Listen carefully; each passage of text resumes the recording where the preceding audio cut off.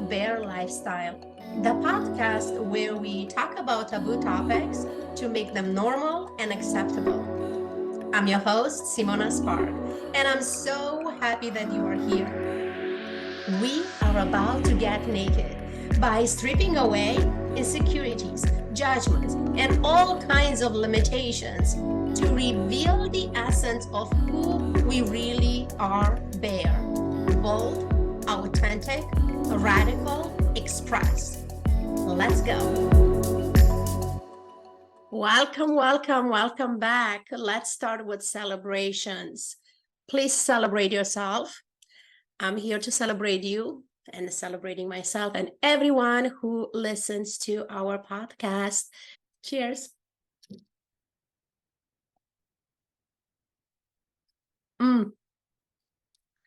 All right. So what happened is a few days ago, I made a post on Instagram about compromising, and it really got a lot of attention. So I decided to come here and in this podcast to have a conversation about this topic. And I will start with asking you what compromising means to you. Where do you compromise? Or even more importantly, where do you believe that you have to compromise? Which area of your life? So I will just share with you, I'm someone who no longer compromise. I'm not compromising. And that lands not too well with most people. But it is my intention in this conversation to give you a perspective, hopefully a different perspective that you have received before, that will have you look into your own beliefs around compromising. So it started with compromising in the relationships. And I dare to assume that everyone heard the expression, the belief, the saying, the story of relationships require compromise, or any variety of that, right? In order for a relationship to work, you have to compromise. And that one is the one that really got me, right? And I will explain you why. All these expressions have us believe that compromising it's a tool, that it's birthed out of love. Like if you love somebody, then you should compromise. And my point that I made in my post is that compromising is coming out of fear. Now stay with me with this one. Here's how I receive it. When somebody's telling me that I have to compromise on something, what I'm hearing is this: I need to deny a part of myself in order to meet the other person's needs. So I could trick myself into thinking, oh, I should compromise because I don't want to upset my partner, for example. I want to be loving and caring and compassionate and understanding. So I'm just going to deny this part of myself to give my partner what they need. But what am I doing there? Is it really love and understanding and compassion? No, it's not. What it is I'm afraid that if I say no to that compromise that is required from me, then I might lose my partner. So compromising is really rooted in fear of losing something or losing someone. I don't see the love in it. And one could argue that it's just a word and it's just semantics or whatever. But I'm here to say what energy that word is carrying for me. And you know what? I'm not the only one. Like I coach hundreds of people in my coaching practice, and most people do not like to compromise. They will show up in a session saying, well, I have to compromise because it's my husband, it's my girlfriend, it's my child, it's my whatever. But they're not happy about it. They do it because that's what you're supposed to do. So every time that I have them like look in and dig deeper, each and every one of these people come out with the same response. I don't like compromising. They will tell me, they own different versions of, when I'm compromising, I'm not showing up fully. It's like the other person is asking me to hide a part of myself. Why? To make them happy. How is that love? It's not love. So what can we do? For me, and see if this works for you, over years, I, first of all, fired that word from my vocabulary. I won't ask anybody to compromise. I won't say yes to somebody that is asking me to compromise.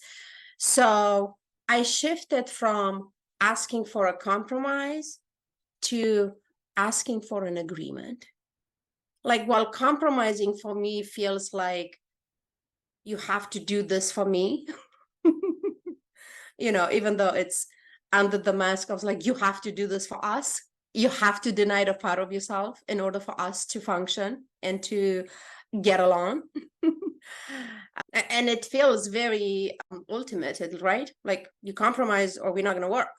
When I look at the agreement, it feels really open. It feels like, hey, for example, like, this is not working. We are arguing about something, or we are in a disagreement, right?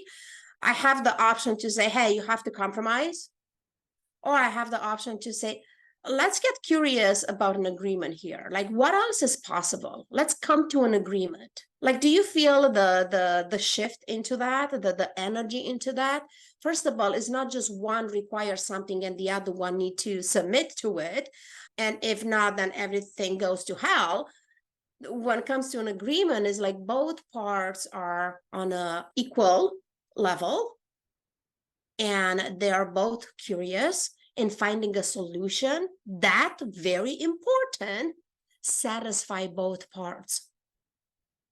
Satisfy both parts. Like, what solution it's available here that I don't have to hide myself, you don't have to hide yourself. We both need to show up fully. We both get to be authentic. We both get to fulfill our desires. And this, if the circumstances, one cannot get what they need, then it's like, what other option could be available there for us? I'm aware that some people might be, this is just a word, and it's compromising. It doesn't matter. It's whatever. But I want you to pay attention to this. And I know I'm getting very serious because I see that with my clients over and over and over again.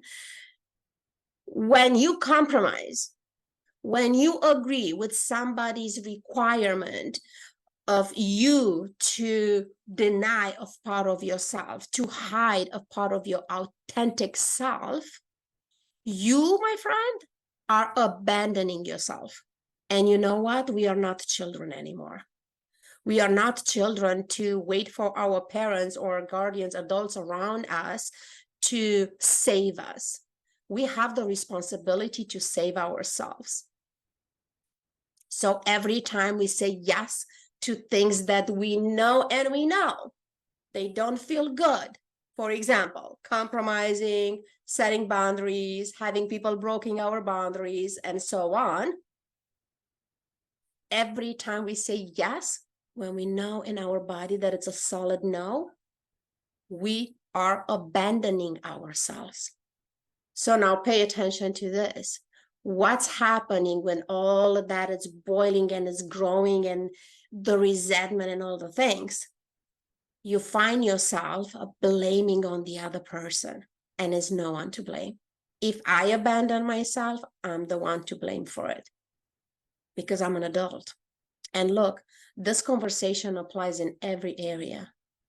Regardless if you talk about your partner or your parents or your friends or your clients or your business partners, it doesn't matter.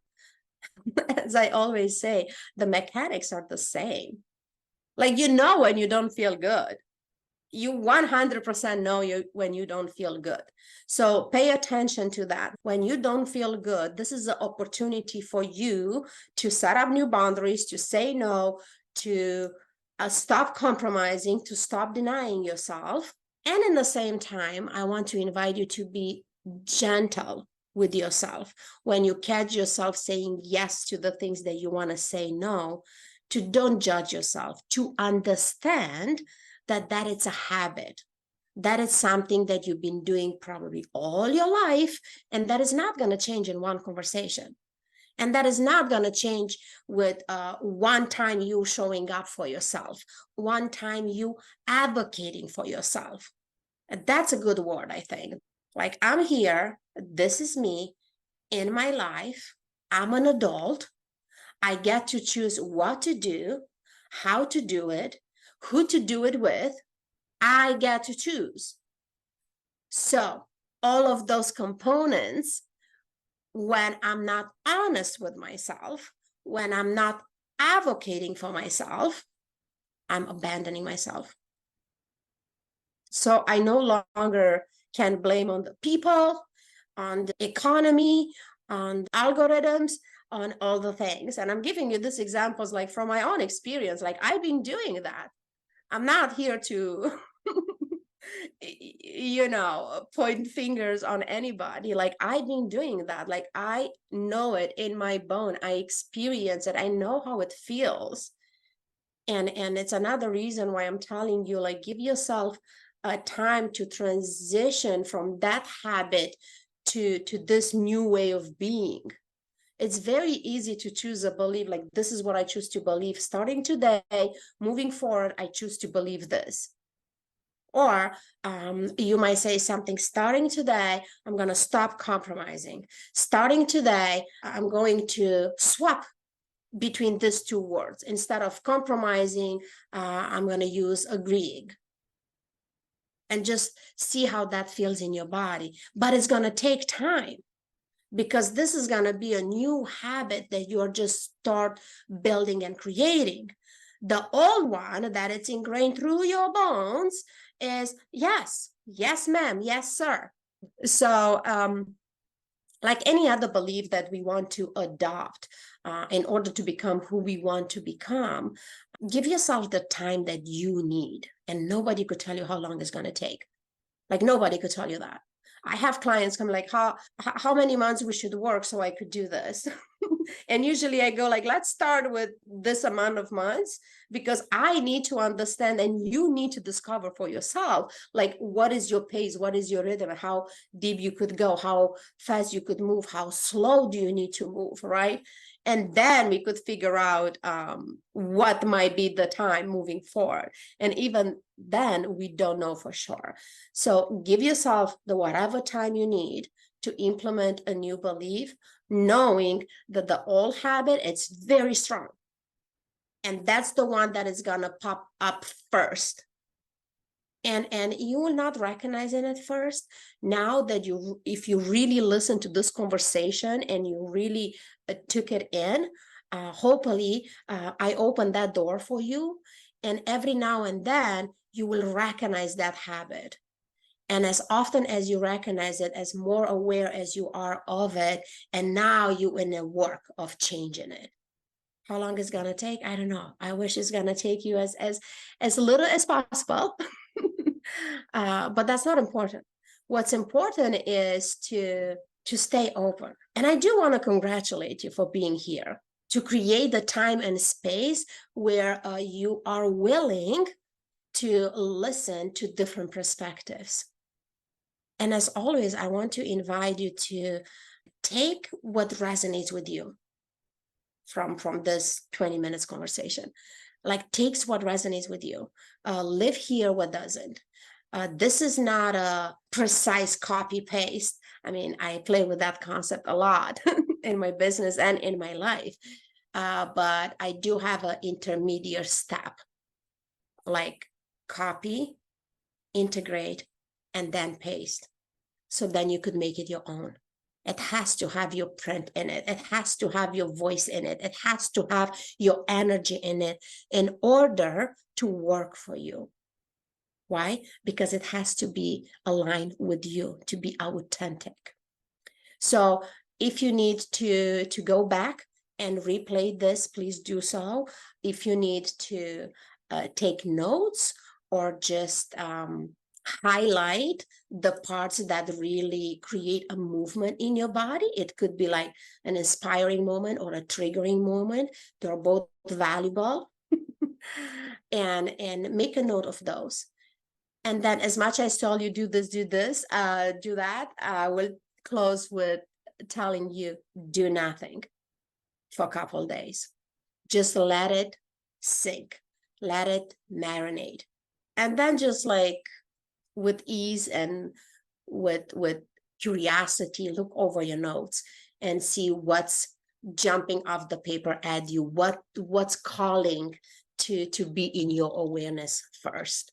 So that's what I have for today. And I want to remind you that in 2 weeks, like not next weekend, following weekend, so October 28th, 21st, 22nd, we are meeting in Beverly Hills for the Bear Woman Retreat. Please open the show notes and find the link for the retreat with all the details and descriptions. If this is for you, I cannot wait. I cannot wait to meet you in person.